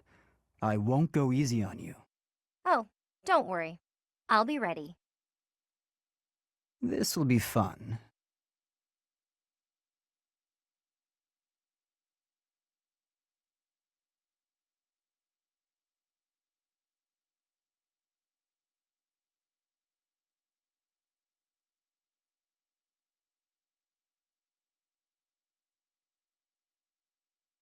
Sorry to keep you waiting. How long did you expect me to stand here? I did just say sorry, but I could say the same to you. You were pretty slow to settle on a time. I can't help having a busy schedule. Plus, I thought you could use the extra time to prepare. We could go back and forth like this all day. Or we could get started. You were the one who kept me waiting. Let's begin. On my signal? Hurry up. That's better. Okay, go! Let's see what you... Huh? Ah! A pit trap? That's right. How you feeling down there? Coward! Say what you want, but Captain Gerald taught me this one. You're heavier than you look. I'll admit, I wasn't expecting that. If this were for real, you'd be dead. Aren't you glad I put straw down there instead of spikes? Yes. I underestimated you. I suppose your lateness was a ploy to distract me. You're not wrong. I did it to rile you up. Draw you in. You're capable, confident. I was counting on that. So, what do you think about Captain Gerald's training now? His technique worked and you won. What else is there to say? Winning is all that matters. You drew my attention to a major vulnerability. I'll need to be wary of traps. Thank you, Leonie.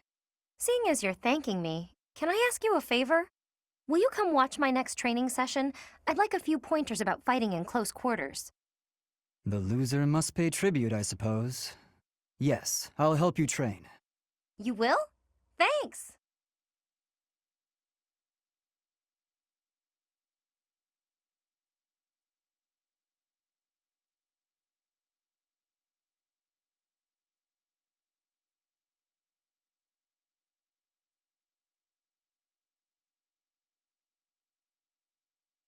And that's how it's done. Good to know. There are so many differences between bows and blades. Yes, you're a quick learner, Leonie, and quite a good teacher as well. Must be Captain Gerald's influence. The weather, the terrain, the enemy's feelings. You have to find ways to make it all work for you. I agree. A warrior can't stick too closely to predefined tactics. That's quite shrewd. You're impressive for a girl. For a girl? Come on, you're past that. Looking down on your opponent is a great way to fall into a pit trap, isn't it? I suppose that's true. Glad you remember. I still have much to learn, not only about swordplay, but also about thinking on my feet. I hope to learn more from you, Leonie. Count on it. We'll come up with plenty of new ideas if we work together. Guess that means we're partners, doesn't it? We're what? Partners. Friends who help each other improve. Huh. Partners. That's not bad. Not at all. Looking forward to working with you, partner. Likewise, partner.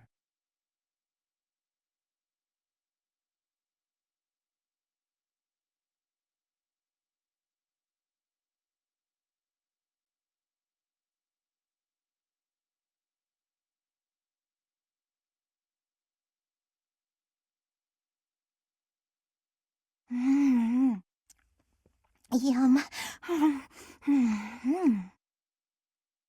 Ah, so delicious. I'm so content in this moment.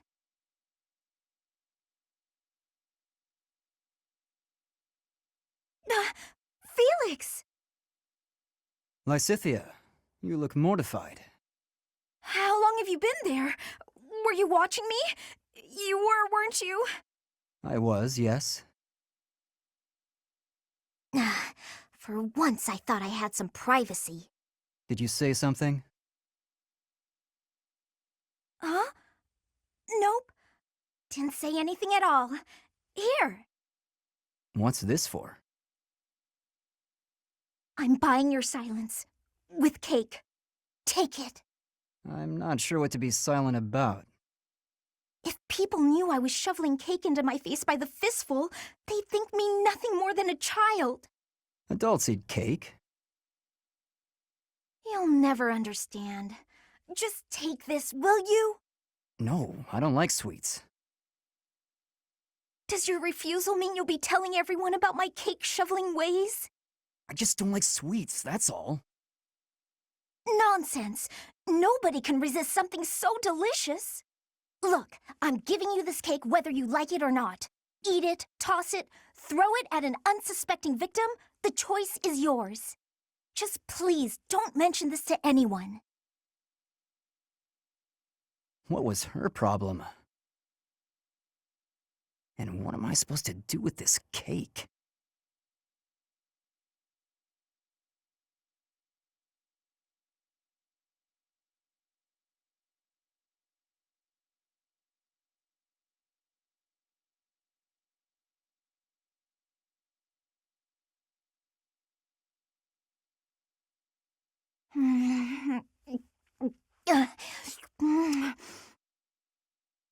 Ah, yes! These are the moments I live for! I don't understand you. You again? Can't you see I'm busy? Trust me, I didn't mean to interrupt. So how did you like the cake? I bet you ate it, didn't you? I knew it was irresistible. What was the experience like? I'm curious, from a research perspective. I don't know, I didn't eat it. I gave it to some kid. You gave it to some undeserving child? We've been over this. I don't like sweets. Cake is not a sweet. Cake is the divine essence of the heavens. Everyone has their own tastes. That's true, but life without cake is no life at all. Your dismissiveness regarding cake is inexcusable. I'm not sure why you're so fixated on this. I simply can't resist the spongy magnificence of cakes. I don't understand how you can be so dispassionate about it. I don't know, I just don't like it. Just try a bite. Come on, open up. No, I already told you I don't want it. But I made this one, with care and attention, love even. And I went light on the sugar, just for you. Not light enough, I'd bet. If I eat this, will you stop bothering me? More or less. Just don't give it to some silly child this time. Let's get this over with.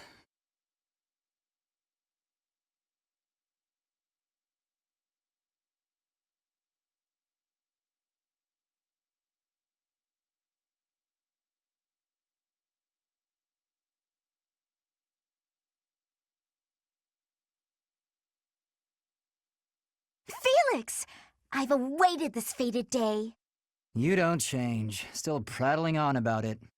Aw, come on. I just want to hear what you thought of the cake I gave you. It was edible. If by edible you mean incredible, then yes, I agree. It was satisfying and lightweight. I imagine it would be quite useful as a battlefield provision. Please refrain from lumping delectable cake into the same category as provisions. You're upset and I don't understand why. I'm complimenting the cake. You cured my dislike of sweets. For that, I thank you. You have an interesting way of giving compliments, but I'm glad you liked it. Yes. Got any cakes on you?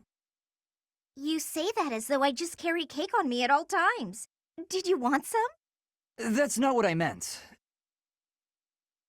If you've baked a cake, however, I wouldn't object to eating a slice. If cake is what you want, you can just ask me directly. It just so happens I have a brand new recipe I tried out, special for you. It's delicious and not overly sweet. Perfect for you. Okay. Go on, take a bite.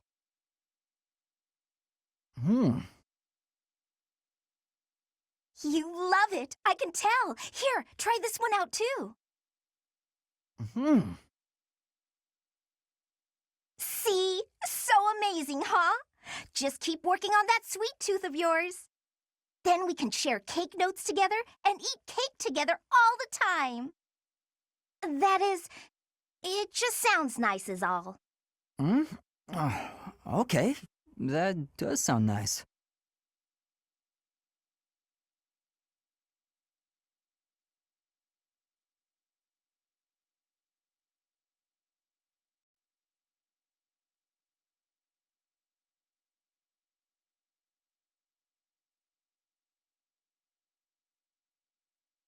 Here you go, Felix. Have some tea. Oh.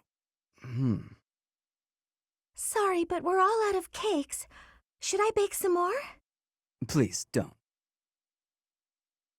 Oh, your clothes are so dirty. Let me wash them for you. Mercedes, what's wrong with you? There's nothing wrong with me. I'm just making tea. Is there something wrong with that? You're not my mother. You don't have to bother with all this. I can do without it. I'm so sorry. I didn't mean to be rude. You just remind me so much of my little brother. I do? Yes, his name is Emile. We have different fathers, but we grew up in the same household. That is, until I was about 8 or 9 years old. I haven't seen him since then. Sorry to state the obvious, but I'm not your brother. I'm not Emile. Can't you find someone else to bother? Oh, I'm so sorry. I'll leave you alone. Please help yourself to more tea if you'd like. I can leave the pot. Goodbye.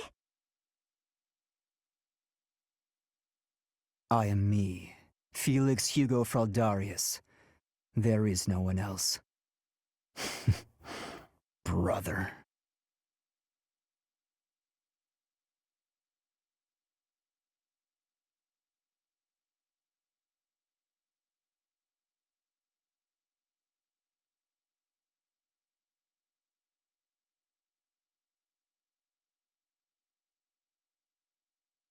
Here you are.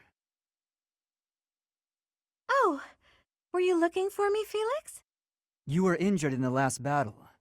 Are you okay? I'm fine now. Thank you for your concern. You really are troublesome. I'm so sorry. I didn't want to get in your way out there. I just couldn't help but worry. I was only trying to keep an eye on you. What are you even doing on the battlefield? You endangered yourself and got hurt. Such a stupid thing to do. Yes, of course, you're right.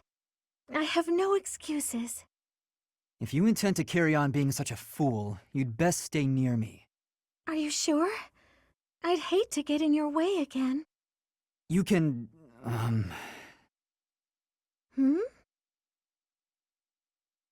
You can keep thinking of me as your little brother.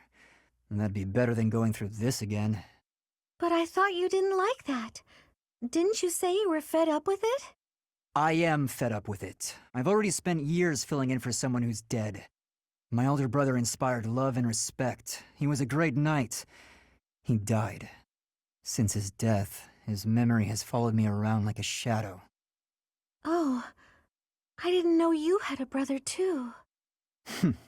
I don't let my personal feelings distract me on the battlefield. Still, do I really remind you of him? Well, you don't look like him, but something about you feels so familiar. It just makes me want to protect you. That's not to say that you're incapable or unreliable or anything like that. In fact, it's quite the opposite. You're the one who just came to check on me. You need to pay attention to your surroundings. You're reckless. Lives are at stake, including mine when I have to run over and save your skin. Yes, I'll try to be more careful. Thank you for being so kind, Felix. Whatever.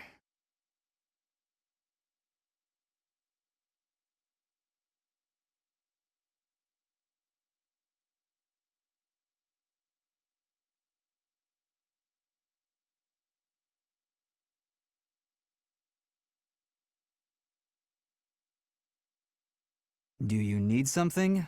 Let's hear it. Oh, no, I don't need anything. I was just hoping to talk to you, Felix. When I said you could be near me, I meant on the battlefield. You're pushing it a little too far. You'd better not start calling me Emile. You know, I'm not just using you as a stand-in for my brother. I don't mean to upset you. But I've come to realize that you two don't have that much in common after all. I don't understand. Why are you hanging around me if not to replace your brother? It's not that I want to be near Emile, but I want to be near you. What?